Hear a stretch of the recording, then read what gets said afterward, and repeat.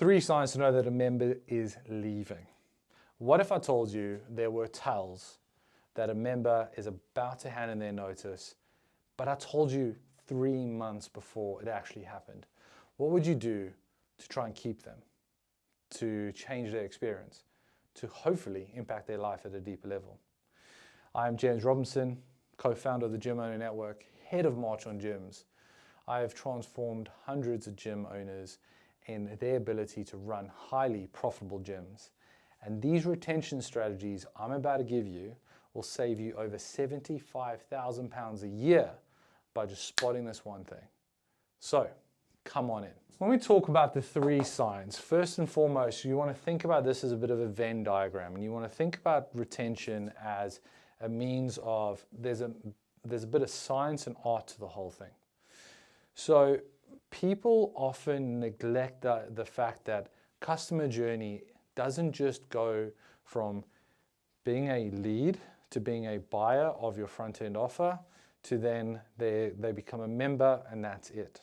Unfortunately, that's where most gym owners' mindsets are, where in reality, there is a much longer game you need to play. What if I told you you should map out your client journey for the next 3 years from the moment they join to their 3-year plan?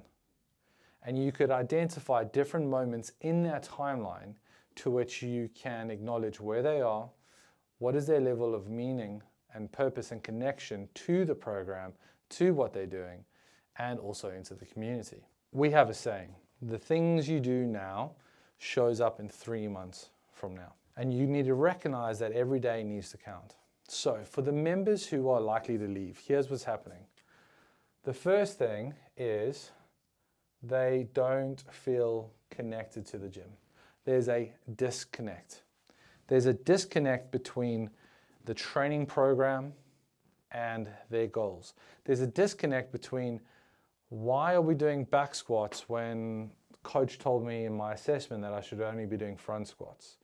Why is it that I did this really deep assessment on individualized design only to then receive what everyone else is getting? So there's a lack of connection to the program. The next piece of the connection puzzle is integration, all right? Integration into the community. So if there's a lack of integration into the community, there is a huge piece of the puzzle where they don't feel safe, nor do they feel that they belong. And back to Maslow's hierarchy of needs, those are the essential bits to make sure that people really are going to stay. And if we aren't creating an environment in which they can feel a real sense of integration into said community, with connection to their goals and everything in between, we start to misalign. And then the last thing between all of this kind of stuff is just a real sense of purpose or direction. Now, if we want to get this right, we actually need to go through all of it all the time. So the signs of what's happening when we think about this, they are showing signs of disconnection, they're not integrated, and there's no purpose to their training, right? So let's keep playing this game. You might be a gym who sends check-in forms. By the way, if you do that, there's something wrong with your business. But let's just go with it. Let's say you have a check-in process to which clients aren't connecting. They aren't doing the check-ins. So you have an issue. That's their first steps towards disengagement. The next is attendance. Are they even attending, or have they slowed down their attendance?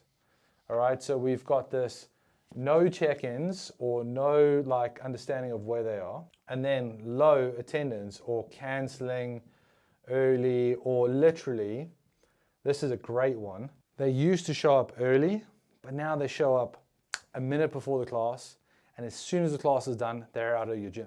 I know that there's a portion of members who are super busy type A and they're moving to the next thing. That's fine.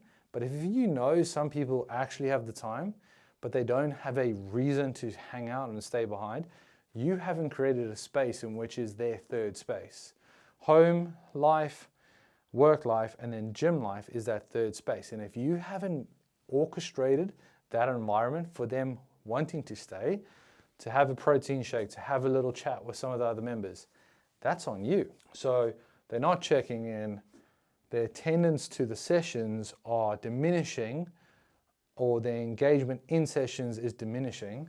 And then you know what the last one is? Not attending the socials. So you're hosting social events, you're doing workshop days, you're doing nutrition talks, you're doing dog walks, you're doing pub crawls, you're doing summer games and summer barbecues, you're doing it all. And they're just not attending. They're disinterested, they're disengaged. And fundamentally, these become real signs, real red flags as to why someone might churn out. So we spoke about the things that comes before. We now speak about these things. But the key that's really missing from your ability to then keep members for longer, and think about in the heart of it is like impact. We want to make meaningful impact in these people's lives. And in order to have meaningful impact in their life, we need to draw on our ability to connect with them, connect with their future, and connect them within this community. And if we do that really well, we got to do it from a place of challenge, okay? So everything within the Gym Owner Network is kind of built on this idea of challenge, optimal challenge, the zone of proximal development. So a necessary level of challenge for someone is where the check-in process might come in. We're rather going, how's sleep been? 7 out of 10. How's nutrition been for the last week? 7 out of 10. How's training been? 7 out of 10. As a coach, what do you do with that information? Absolutely fuck all. But what if we could apply a level of challenge that goes, hey, for the next week or 2 or 4, the focus is this, because as it relates to your goals, this and this and this is the targets we're going to set. To which then, when we agree a review date, it isn't how's sleep been, it's how's your pre-bed routine been, and how have you felt upon waking. All of a sudden, it becomes way more personal, and the level of challenge is direct to that in which they're struggling. So that challenge needs to be adequate and it needs to be personal. The next thing is recognizing the challenge on the floor. Is there a level of correlation between their goals and said training program? So we spoke about in her assessment, she had a front squat. Now she's being told she has to back squat.